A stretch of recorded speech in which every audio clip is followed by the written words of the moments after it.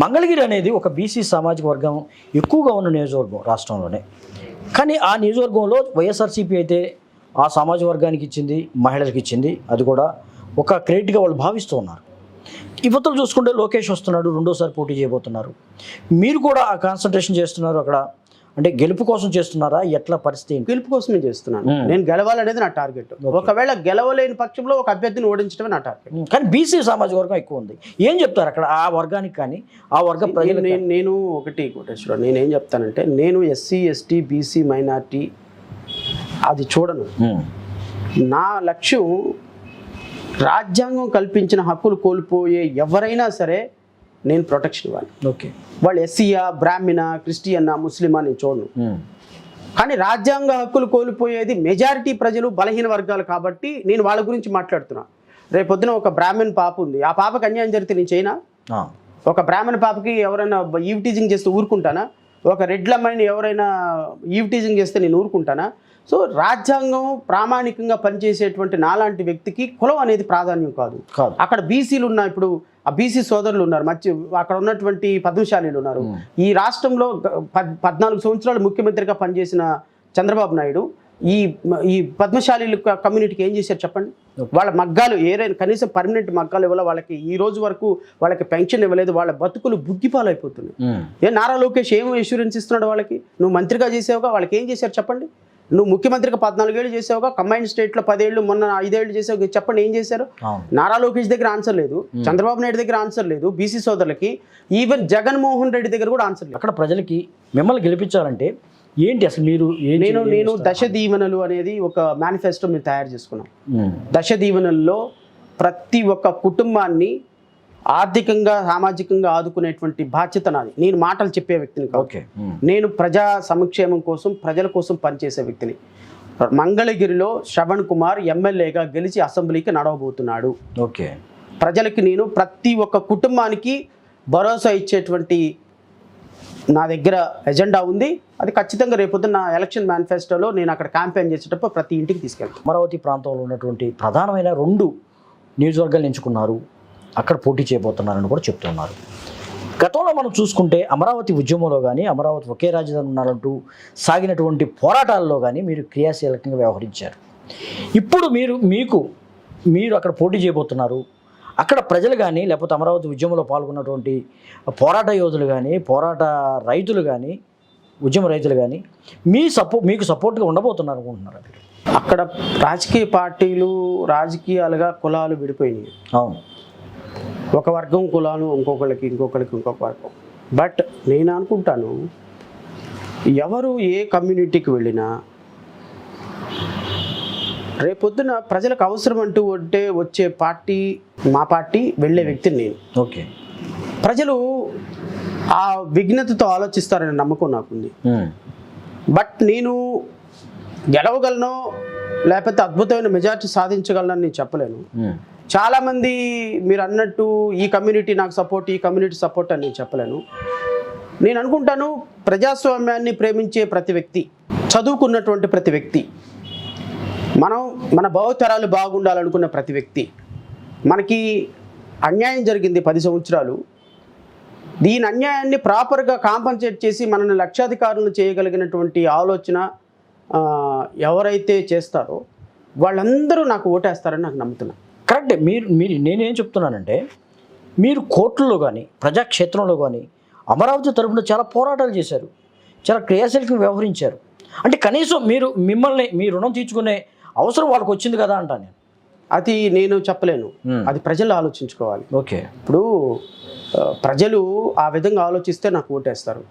ఆలోచించకపోతే వాళ్ళు రాజకీయాలు చూసుకొని తెలుగుదేశానికో, వైఎస్ఆర్సీపీకో మళ్ళీ వాళ్ళకే ఓటేసి మోసపోవాలని చూస్తారు. మోసపోయినా వాళ్ళకు తరపున మళ్ళీ నేను ఫైట్ చేయాల్సిందే. 2024లో మీ పోరాటం ఆగదు, సమస్య లేదు. అంటే నాకు సపోర్ట్ చేశారా లేదని చూసుకో, అసలు నేను చూడను. 2024లో మళ్ళీ తెలుగుదేశం ప్రభుత్వం, జనసేన వచ్చింది అనుకుందాం. ఓకే, మళ్ళీ అమరావతి రైతులకు అన్యాయం జరిగితే వైసీపీ రాదు, మళ్ళీ శ్రవణ్ కుమారే వెళ్ళాలి. మంగళగిరి ప్రజలకు అన్యాయం జరిగితే చంద్రబాబు నాయుడు ఇప్పుడు ఈరోజు ఒక మాట ఉంటుంది, పవన్ కళ్యాణ్ది ఈరోజు ఒక మాట ఉంటుంది, నారా లోకేష్ది ఈరోజు ఒక మాట ఉంటుంది, నరేంద్ర మోడీది ఈరోజు ఒక మాట ఉంటుంది. రేపు వీళ్ళు అధికారంలోకి వచ్చిన తర్వాత ఇవన్నీ మర్చిపోతారు. మళ్ళీ అమరావతి రైతులకు అన్యాయమే. వాళ్ళు ఈ 10 సంవత్సరాల నుంచి కోల్పోయిన దానికి ఏం కాంపన్సేషన్ ఇవ్వరు. మళ్ళీ వాళ్ళ తరపున ఫైట్ చేయాల్సింది నేనే అంటున్నా. ఓకే, నాకు వాళ్ళు ఓటు వేసినా వేయకపోయినా నేనే ఫైట్ చేస్తా. ఎందుకంటే fighting is my weapon. Okay. So కాబట్టి మీ ఆయుధం. నేను ఏ సందర్భంలో వాళ్ళు ఓటు వేసారా లేదా అనేది నాకు సంబంధం లేదు. పోరాటమే మీ ఆయుధం. ప్రజలు ఏ కష్టం వచ్చినా వాళ్ళ వెనక నిలబడాలి, వాళ్ళని ఆదుకోవాలనే లక్ష్యం ఒకటే తప్ప ఓకే, నాకు ఈ ఓట్లతోటి సీట్లతోటి సంబంధం లేదు. ఓకే, ఏదో ఒక రోజు నమ్ముతారు. ఒరిజినాలిటీ ఏదో ఒక రోజున బయటకు వస్తుంది కదా, ఆ రోజున ప్రజలు నమ్మిన రోజున అధికారం. 2019లో కూడా చాలా వైరల్గా ఉన్నటువంటి లేకపోతే బద్ధశత్రులుగా ఉన్నటువంటి పార్టీలు అయితే ఈరోజు ఏకతాటి మీదకి వచ్చినాయి మన రాష్ట్రంలో. ఈసారి 2024 ఎన్నికల్లో ఉమ్మడిగా ఒక పార్టీగా ఒక జట్టుగా వెళ్ళబోతున్న పరిస్థితుల్లో ఏంటి, ఎలా ఉండబోతుంది ఈ రాష్ట్రంలో? మరి ఈ ఉమ్మడి కలయిక జనసేన, టీడీపీ, బీజేపీ 2014 నుంచి 2019 వరకు తెలుగుదేశం, జనసేన, భారతీయ జనతా పార్టీ పొత్తులో ఉంది. All of sudden Telugu Desam, Janasena పొత్తులోంచి బయటకు వచ్చాయి. మోడీని పచ్చిబూతులు తెచ్చడం మొదలుపెట్టారు. ఇప్పుడు 2019 తర్వాత మోడీలో, భారతీయ జనతా పార్టీలో వచ్చిన మార్పు ఏంటో నాకు తెలియదు. మరి ఆ మార్పుని చంద్రబాబు నాయుడు, పవన్ కళ్యాణ్ చూడగలిగారేమో నాకు తెలియదు. కనకదుర్గమ్మ మా ఆశీస్సులు ఇచ్చింది అని చెప్పినటువంటి పవన్ కళ్యాణ్ నిన్న తిరుమల తిరుపతి దేవుడు సాక్షిగా ఇచ్చినటువంటి హక్కు, అభయ, దాన్ని ఏమంటారు, ప్రత్యేక హోదా, హామీలకి ఏం న్యాయం చేశాడు? ఈరోజు కనకదుర్గమ్మ ఆశీస్సులు ఇవ్వటం కోసం. సో కనకదుర్గమ్మ సాక్షిగా మళ్ళీ ప్రజలను మోసం చేయాలని పవన్ కళ్యాణ్, తెలుగుదేశం డిసైడ్ అయ్యారు. రాష్ట్ర 5 కోట్ల మంది ప్రజల యొక్క భవిష్యత్తుని మోడీ కాళ్ళ దగ్గర తాకట్టు పెట్టాలని చిలకలూరిపేట సాక్షిగా నిన్న ప్రమాణం చేశారు. మోడీలో వచ్చిన మార్పు ఏంటి? పోనీ 2019 నుంచి మోడీ ఏమైనా అద్భుతంగా చేశాడా? పోలవరం పూర్తి చేశాడా? ప్రత్యేక హోదా ఇచ్చాడా? స్టీల్ ప్లాంట్ అమ్మకం ఆపాడా? రైల్వే జోన్ ఇచ్చాడా? వెనుకబడిన జిల్లాలకి నిధులు ఇచ్చాడా? లేకపోతే విభజన హామీలు అమలు పరిచారా? ప్రెస్టేజ్ ఇన్స్టిట్యూషన్స్ ఇచ్చాడా? సో 2019 వరకు మేము మీతో లేకపోయినప్పుడు మీకు అన్యాయం చేసినా, జగన్మోహన్ రెడ్డి సమయంలో మీరు మాకు అద్భుతమైనటువంటి పరిపాలన చేశారు, మాకు సపోర్ట్ చేశారు, అమరావతిని కట్టారు, కాబట్టి మీ తప్పులు మేము తెలుసుకొని మీకు మద్దతు ఇస్తున్నామని చెప్పదలుచుకున్నారా పవన్ కళ్యాణ్, చంద్రబాబు? సో తెలుగుదేశం ప్రభుత్వం హయాంలో కంటే దారుణమైనటువంటి పరిస్థితుల్లో ఈ రాష్ట్రాన్ని ఇగ్నోర్ చేసిన మోడీని నిన్న చంద్రబాబు నాయుడు ఆకాశానికి ఎత్తుతున్నాడు. చంద్రబాబు నాయుడు ప్రపంచానికి మెచ్చినటువంటి నాయకుడు అని మోడీని అంటే మీ రాజకీయాల కోసం 5 కోట్ల మంది ప్రజలను తాకట్టు పెడుతున్నటువంటి నీచమైనటువంటి వ్యక్తులు పవన్ కళ్యాణ్ అండ్ చంద్రబాబు నాయుడు. 10 నిమిషాలు మామూలు పోగొడతలు కాదు, ప్రధానమంత్రి స్మరణ జరిగింది. సో పవన్ కళ్యాణ్ కూడా, నేను అనుకుంటాను పవన్ కళ్యాణ్ కూడా 2024లో పిఠాపురం నుంచి ఓడిపోతాడు, ఖచ్చితంగా ఓడిపోతాడు, అందులో డౌట్ లేదు. పవన్ కళ్యాణ్ ని ఓడించే బాధ్యత పూర్తిగా తీసుకుంటారు, అందులో డౌట్ లేదు. ఏంటి పవన్ కళ్యాణ్ మీద ఎందుకు అసలు అలాంటి వ్యక్తి ఉండకూడదు రాష్ట్ర రాజకీయాల్లో? తప్పు. 2014లో ఒక మాట, 15లో ఒక మాట, 16లో ఒక మాట, 17లో ఒక మాట, 18లో ఒక మాట, సంవత్సరానికి స్టాండ్ మార్చుకొని సంవత్సరానికి నువ్వు ఒక స్టాండ్, ఇన్కన్సిస్టెన్సీ స్టేట్మెంట్స్, ఒక పార్టీతో ఒక రోజు ఒప్పొత్తు, రెండో పార్టీతో ఇంకో రోజు ఒప్పొత్తు, ఒక రోజు మాట్లాడిన మాట ఇంకో రోజు ఉండదు. ఈ రాష్ట్రంలో ఉన్న ఎస్సీ, ఎస్టీలు, క్రిస్టియన్లు, ముస్లింలను తీసుకుని వెళ్ళి బీజేపీకి తాకట్టు పెడితే, ఈ ఓట్లన్నీ జనసేనకి, తెలుగుదేశానికి వేస్తే, రేపొద్దున భారతీయ జనతా పార్టీ చేసేటువంటి పనులకి ఈ రాష్ట్రంలో భరోసా ఎవరండి? పవన్ కళ్యాణ్ మాట్లాడు, చంద్రబాబు నాయుడు మాట్లాడు, మాకు సంబంధం లేదు, మాకు అధికారం వచ్చింది దొబ్బైన అంటారు. ఎక్కడికి వెళ్ళాలి వీళ్ళు ప్రజలు? ముస్లిమ్స్ ఎక్కడికి వెళ్ళాలి? క్రిస్టియన్లు ఎక్కడికి వెళ్ళాలి? చర్చిలు పడగొట్టుకోవాలా? మసీదులు పడగొట్టుకోవాలా? భారతీయ జనతా పార్టీ చేసేటువంటి దుర్మార్గాలకి వీళ్ళు ఎవరు రెస్పాండ్ కూడా ఎవరు? ఢిల్లీ వెళ్ళిపోయి కూర్చుంటారు ఏసీ రూముల్లో. ఈ రాష్ట్ర ప్రజలు కనుక నమ్మి తెలుగుదేశం కూటమి కనుక ఓటేస్తే నెత్తి మీద కొరువుతో తలకొక్కున్నట్టే. శ్రవణ్ కుమార్ గారు, మీరు ఇందాక ఒక మాట అన్నారు, మంగళగిరిలో లొకేషన్ ఓడించడం నా లక్ష్యం అన్నారు. చీచి, అసలు లొకేషన్ కాంపిటీషనే కాదు, కాంపిటీషన్ కాదన్నారు. ఓకే, అది బాగానే ఉంది. ఇప్పుడు పిఠాపురంలో పోటీ చేయబోతున్నటువంటి పవన్ కళ్యాణ్ విషయంలో ఎటువంటి వ్యూహాలు రచిస్తున్నారు ఏంటి? అంటే నేనేం వ్యూహాలు రచించడం అవసరం లేదు సార్. ఇది ఇప్పుడు మల్లికార్జున అని పద్మశాలికి సంబంధించిన ఒక కుర్రోడు అక్కడ నుంచి ఉంటున్నాడు. ఆ అబ్బాయి సామాజిక నేపథ్యం ఉన్న అబ్బాయి, కష్టపడి పనిచేసేటువంటి సంబంధం, 7-8 డిగ్రీలు పొందినటువంటి వ్యక్తి. సో ఖచ్చితంగా అతను రేపొద్దున పవన్ కళ్యాణ్కి ధీటైన పోటీ ఇవ్వగలడని నమ్ముతున్నా. అంటే పవన్ కళ్యాణ్ని నేను ఓడించాల్సిన అవసరం లేదు, పవన్ కళ్యాణ్ని తెలుగుదేశమే ఓడిస్తారు. ఎందుకు? ఎట్లా? అదేంటి పొత్తులో ఉంటే అలా? చంద్రబాబు నాయుడు గురించి మీకు పూర్తిగా తెలియదు అనుకుంటా. తెలియటం అని కాదు, అంటే పొత్తులో వెళ్తున్నారు, పార్టీ అధ్యక్షుడు, మీకు ఇక్కడ ఖచ్చితంగా వెళ్ళాలి, గెలవాలని ఒక వెళ్తున్నారు. త్రికోణ ట్రయాంగిల్ లవ్ స్టోరీ ఇదంతా. తెలుగుదేశాన్ని ఓడించాలని భారతీయ జనతా పార్టీ వచ్చింది, పొత్తులోకి. పవన్ కళ్యాణ్ ఓడించాలని తెలుగుదేశం వచ్చింది పొత్తులోకి. ఇప్పుడు పవన్ కళ్యాణ్ రేపొద్దున గెలిస్తే పుసిక్కమని గెలిచి రేపు అసెంబ్లీకి వస్తే పవర్ షేరింగ్ అడుగుతాడు, నేను ముఖ్యమంత్రి అవ్వాలి. నువ్వు అసలు ఎమ్మెల్యేగా గెలవకపోతే ఏ ఇబ్బంది ఉండదుగా. సో పవన్ కళ్యాణ్ని ఓడించే బాధ్యత నేను కొద్దిగా, జనసేన తెలుగుదేశం కొద్దిగా, అండ్ వైఎస్ఆర్సీపీ అధ్యక్షుడు జగన్మోహన్ రెడ్డికి వచ్చి తీసుకున్నాం. సో పవన్ కళ్యాణ్ ఖచ్చితంగా ముగ్గురం కలిసి అసెంబ్లీ గేటు తాకనీయకుండా చేయగలిగిన అద్భుతమైన పన్నాగం పన్నుతారని నాకైతే నా వరకు అయితే ఐఎమ్ వెరీ క్లియర్. తెలుగుదేశం కూడా క్లియర్ పన్నాగం ఉంది. ఎందుకంటే భీమవరంలో అండ్ గాజువాకలో ఓడించింది తెలుగుదేశమే కదండి పవన్ కళ్యాణ్ని. రేపొద్దున పవన్ కళ్యాణ్ ఓడించే బాధ్యత తెలుగుదేశం తీసుకుంది. మరో పాత్రలు కూడా పోషించబోతున్నారని చెప్తున్నారు పవన్ కళ్యాణ్. ఈసారి అనకాపల్లి నుంచి కూడా పోటీ చేసే పార్లమెంట్కి ఎంపీగా పోటీ చేసే అవకాశం ఉందని కూడా కొంతమంది ఒక వార్త అయితే ఆయనకి తెలుసు, పవన్ కళ్యాణ్కి తెలుసు చంద్రబాబు నాయుడు ఓడిస్తాడు ఎందుకైనా మంచిది అని ఎంపీ కూడా ఒకటి పెట్టుకున్నాడు.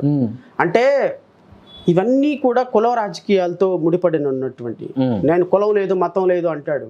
ఇప్పుడు గాజువాకలో భీమవరంలో హయ్యెస్ట్ కాపులు ఉన్న కాన్స్టిట్యున్సీలో ఎన్నుకున్నాడు, ఓడిపోయినాడు.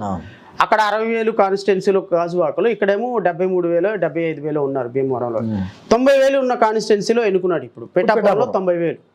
సో అంటే కాపులు ఎక్కడైతే ఎక్కువ మంది ఉన్నారో అక్కడ ఎన్నుకున్నటువంటి పవన్ కళ్యాణ్ ఈయన కులం గురించి మాట్లాడతాడు, ఈయన మతం గురించి మాట్లాడతాడు.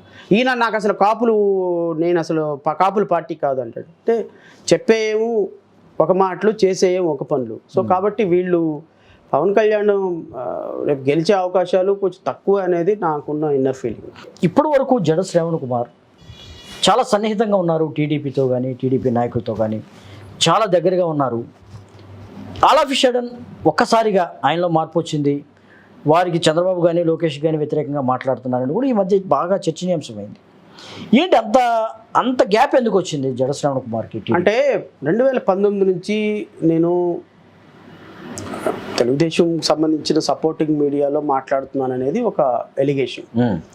బట్ నేనేమంటానంటే వాళ్ళు తెలుగుదేశం సపోర్ట్ మీడియా నేను అనుకోవట్లేదు. భావజాలం వాళ్ళది ఏమి కరెక్ట్ అయి ఉండొచ్చాము, కానీ ఈ మీడియా నేను ఏదైతే మాట్లాడానో ఆ మీడియా వాళ్ళంతా ప్రజా సమస్యల మీద మాట్లాడటానికి నాకు ఒక ప్లాట్ఫామ్ కల్పించారు. ఆ ప్లాట్ఫామ్లో నేను ప్రభుత్వం మీద ప్రభుత్వ వ్యతిరేక విధానాల మీద ఫైట్ చేశాను. సో ఆ సందర్భంలో అందరూ అనుకున్నారు తెలుగుదేశం భావజాలంతో కలుస్తున్నారు శ్రవణ్, తెలుగుదేశంకి వెళ్తాడని కొంతమంది అనుకున్నారు. బట్ ఆల్ ఆఫ్ సడన్ వాళ్ళ ఆలోచనలన్నింటినీ నేను చెక్ పెడుతూ నేను ఒక పార్టీ అనౌన్స్ చేశాను. ఓకే, ఈ పార్టీ అనౌన్స్ చేసిన తర్వాత అందరికి శ్రవణ్ కుమార్ వెళ్ళడేమో అనుకున్నారు. రెండోది ఏంటంటే ఈ పార్టీలో నుంచి మూసేసి మళ్ళీ తెలుగుదేశం టికెట్ తీసుకుంటాడు అనుకున్నారు. సో అది కూడా వర్కౌట్ కాలే వాళ్ళకి. సో నేను నా స్వతంత్ర భావాలతోటి నేను పార్టీ పెట్టి అనౌన్స్ చేసుకున్న టికెట్లు. ఇప్పుడు ఏంటంటే తెలుగుదేశం పార్టీ ఏదో మాకేదో పొత్తు ఉంటుంది, తెలుగుదేశం పార్టీ నేనేదో సపోర్ట్ చేస్తానని అనుకున్నారు. సో తెలుగుదేశంతో పొత్తు ఉండాలా, ఎవరు పొత్తు ఉండాలి, భావసారూప్యత అయితే ఉన్నది. నేను జగన్మోహన్ రెడ్డి ముఖ్యమంత్రి కాకూడదని కోరుకునే వ్యక్తిని నేను. సో ఇలాంటి వ్యక్తిగా భావసారూప్యతున్న నాకు తెలుగుదేశంతో అలయన్స్ ఉంటుందేమని చాలామంది అనుకున్నారు. బట్ అలయన్స్ వాళ్ళు అడగలేదు, నేను ప్రయత్నం చేయలేదు. బహుశా వాళ్ళతో పొత్తు పెట్టుకునే స్థాయి నాది కాదని వాళ్ళు భావించి ఉండొచ్చు. పవన్ కళ్యాణ్ చాలా గొప్ప నాయకుడు, ప్రపంచం మెచ్చిన నాయకుడు. సో అంతరిక్షంలో కూడా పార్టీ పెట్టి అక్కడ ముఖ్యమంత్రి అవ్వగలిగిన నాయకుడు అని చంద్రబాబు నాయుడికి అవగాహన ఉందేమో. బహుశా అందుకని ఆయనతో 30 సీట్లు ఇచ్చి పొత్తు పెట్టుకున్నాడేమో. మాలాంటి వాళ్ళకి అవకాశం లేదనుకున్నాడేమో.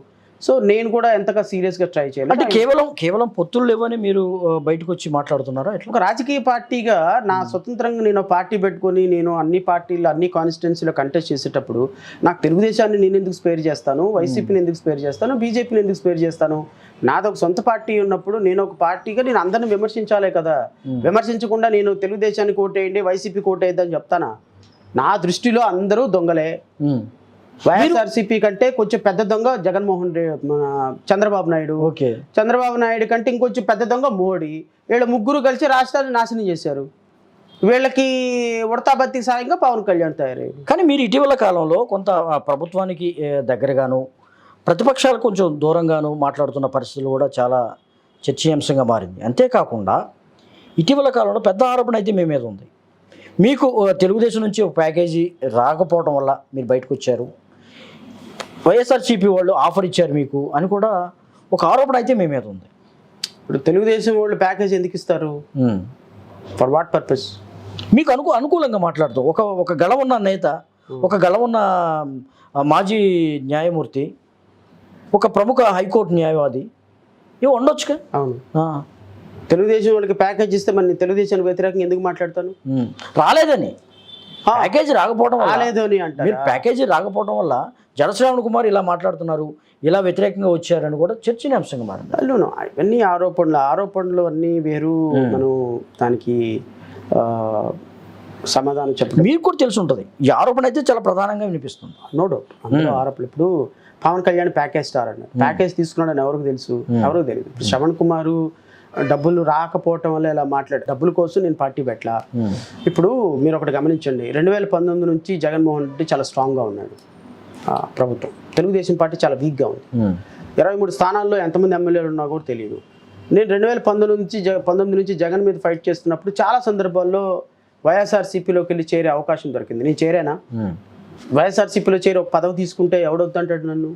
నేను ప్రభుత్వానికి వ్యతిరేకంగా ఫైట్ చేశాను, ఇప్పుడు స్వతంత్రంగా ఫైట్ చేస్తున్నాను. అయితే నన్ను కలుపుకొని కంబైన్డ్గా ప్రజల దగ్గరికి వెళ్ళి ప్రజా సమస్యల మీద ఫైట్ చేసే విషయంలో నన్ను కూడా, నా పార్టీని కూడా కలుపుకొని మాకు సహకారాలు అందించి, రాజకీయంగా సహకారాలు అందించి మమ్మల్ని కూడా అసెంబ్లీకి తీసుకెళ్లే ప్రయత్నం తెలుగుదేశం చేస్తుంటే ఆహ్వానించేవాడినేమో. వాళ్ళు అలాంటి ప్రయత్నం ఏం చేయలే. వాళ్ళు ఏ కాడికి మీరు ప్రభుత్వ వ్యతిరేకతను పెంచండి, మేము ఎంజాయ్ చేసుకునే సందర్భంలో వాళ్ళకి సహకరించాల్సిన అవసరం లేదు. ఇప్పుడు 2019 నుంచి 2023 నవంబర్ డిసెంబర్ వరకు ప్రభుత్వం మీద ఫైట్ చేసాం అందరం కలిసి. నేను ఫైట్ చేశాను, రఘురామ కృష్ణరాజు గారు ఫైట్ చేశారు, జనసేన ఫైట్ చేసింది, బీజేపీ ఫైట్ చేసింది. ఇప్పుడు రాజకీయం చేయాలి. రాజకీయం చేయాల్సినప్పుడు ఈ 4 నెలల కాలంలో నేను తెలుగుదేశానికి సపోర్ట్గా మాట్లాడలేను. తెలుగుదేశం ఏం చేసిందో చెప్పాలి, వైసీపీ ఏం చేసిందో చెప్పాలి. తెలుగుదేశం ఏం చేసిందో చెప్పడానికి ప్యాకేజ్ రాలేదు కాబట్టి చెప్పానంటే ఎట్లా? ఇప్పుడు నేను రేపొద్దున మంగళగిరి వెళ్ళి నాకు ఓటేయమ్మా అంట, చంద్రబాబు నాయుడుకి ఎందుకు ఓటేయకూడదు, నారా లోకేష్కి, జగన్కి ఎందుకు ఓటేయకూడదు చెప్పాలిగా. చెప్పే ప్రాసెస్సే ఇది. సో దానికోసం ప్యాకేజ్ రాలేదు కాబట్టి నేను వ్యతిరేకంగా అనేది చాలా తప్పు. వైసీపీకి మీరు దగ్గర అయ్యారు, వైసీపీ నేతలతో మీరు మాట్లాడారని కూడా చర్చించుకుంటున్నాను. చంద్రబాబు నాయుడే దగ్గరకు తీయలేదు అని అనుకుంటే ఇంకా వైసీపీ జగన్మోహన్ రెడ్డి ఇంకా మోనార్క్ ఎందుకు దగ్గర తీసు? తెలుగుదేశానికి వ్యతిరేకంగా ఉన్నారు కాబట్టి ఖచ్చితంగా వైసీపీ దగ్గర తీసుకుంటుందని. అందుకనే కదా నేను వైసీపీ జగన్మోహన్ రెడ్డి 175 స్థానాల్లో ఆయన కూడా ఓడించండి, ఆయన కూడా ఈ దేశానికి, రాష్ట్రానికి అరిష్టం అని చెప్పి నేను అంటున్నాను కదా. ఇప్పుడు వైసీపీ తోటి సెటిల్ అయిపోయి వైసీపీ ప్యాకేజ్ తీసుకుంటే జగన్ వైపే వెళ్ళేవాడిని. కానీ ప్రధానంగా ఇక్కడ ఒక చర్చనీయాంశంగా మారుతుంది. మీరు ఒక దళిత నేత, దళితులకు సంబంధించినటువంటి రిప్రజెంటేటివ్ నాయకుడు నేత అని కూడా అనుకుంటున్నారు. ఇక్కడ మనం చూసుకుంటే మీరు ప్రధానంగా చీల్చే ఓట్లు కూడా వైసీపీకి సంబంధించిన వారికి బలాన్ని చేకూర్చే విధంగా ఉంటుంది. తెలుగుదేశం మొన్నటి వరకు తెలుగుదేశంలో ఉన్నారు కాబట్టి, తెలుగుదేశం వైపు ఉన్నారు కాబట్టి మీరు చీల్చే ఓట్లు కూడా తెలుగుదేశం వర్గానికి చెందినటువంటి సీట్లే చీల్తాయని కూడా ఒక వాదన అయితే ఉంది. నిజం కాదంటారా? కరెక్ట్. ఎందుకంటే ప్రభుత్వ వ్యతిరేకత ఓటింగు, జగన్మోహన్ రెడ్డికి వ్యతిరేక ఓటింగ్ చీల్చుకొని యాంటీ ఇన్కంబెన్సీ ఓటింగ్ ఏ పార్టీకి అయితే వస్తుందో దానివల్ల నష్టపోయి తెలుగుదేశం. అవును.